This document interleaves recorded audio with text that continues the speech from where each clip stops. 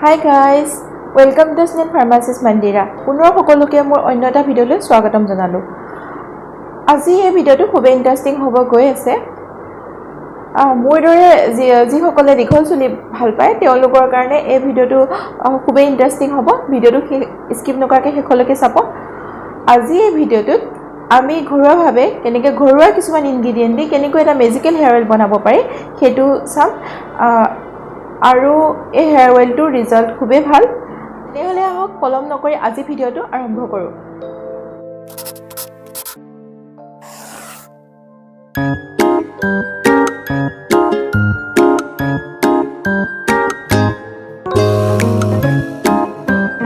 Hair অইলটো বনাবলৈ কি কি ইনগ্ৰেডিয়েণ্ট লাগিব আমি এইটো চাই ল'ম। একেবাৰে চিম্পল ইনগ্ৰেডিয়েণ্টেদি বনাব পাৰি কম খৰচতে। 4টা আমাক লাগিব ব্লেক চেচামি অইল মানে কলা তিলৰ তেল, আৰু আমাক লাগিব মেথি গুটি যিটো ফেনুগ্ৰিক চিড, আৰু আমাক লাগিব শুকান নৰসিংহৰ পাত আৰু 4টা ভিটামিন ই কেপচুল। এতিয়া আমি জানিম যে আমাৰ ফাৰ্ষ্ট ইনগ্ৰেডিয়েণ্ট কলা তিল বা ব্লেক চেচামি অইলৰ বেনিফিট কি হয়। আৰু কলা তিল আমাৰ চুলিৰ কাৰণে বহুত বেনিফিচিয়েল হয়।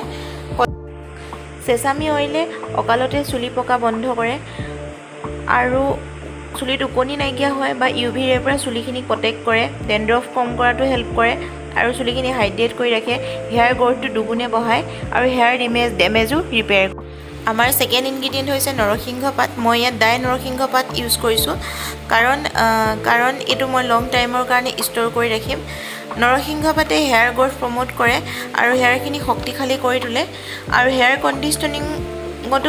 কণ্ডিশ্যনিঙো কৰে আৰু লগতে ডেণ্ড্ৰফ কমায় বা চুলি পকা হেয়াৰৰ প্ৰব্লেমবোৰ নাইকিয়া কৰে আৰু চুলি নাৰিছমেণ্ট আৰু চাইনি কৰি তোলে।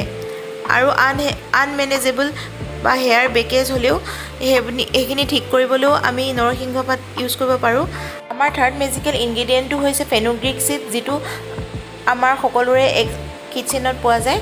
ফেনুগ্ৰিক চিডটো এটা ৰিচ চ'ৰ্চ হয় আইৰণ আৰু প্ৰটিনৰ।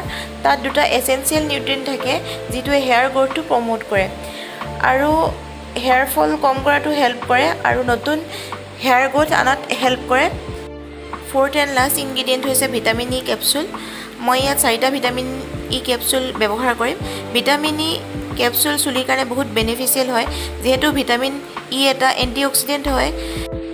ভিটামিন ইয়ে স্কাল্পটো হেল্থি হেয়াৰ ফলিকুলবোৰ বঢ়োৱাত হেল্প কৰে, ডেমেজ হেয়াৰ ৰিপেয়াৰ কৰে আৰু হেয়াৰ বেকেজ কম কৰে, হেয়াৰ ইলাষ্টিচিটি বঢ়ায়, চাইনি কৰি।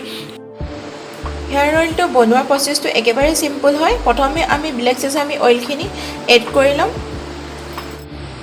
ইয়াৰ পিছত আমি ডাইট নৰসিংহৰ পাতখিনি আমি ইয়াত দি দিম আৰু ইয়াৰ পিছত আমি ইয়াত মিঠি গুটিখিনি দি দিম। আমি 4টা ভিটামিন ই কেপচুলৰ পৰা ভিটামিন ই জেলখিনি উলিয়াই পিনে জেলখিনি ইয়াত এড কৰি দিম।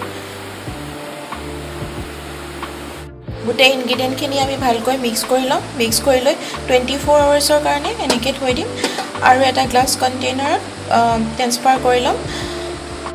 আমাৰ মেজিকেল হেয়াৰ অইলটো বনোৱা হৈ গৈছে আৰু মেথি গুটিখিনি আৰু শুকান নৰসিংহ পাতখিনি আমি এনেকৈয়ে থাকিবলৈ দিম যাতে দিনক দিনে ইয়াৰ অইলটোৰ গুণাগুণখিনি বাঢ়ি যায়।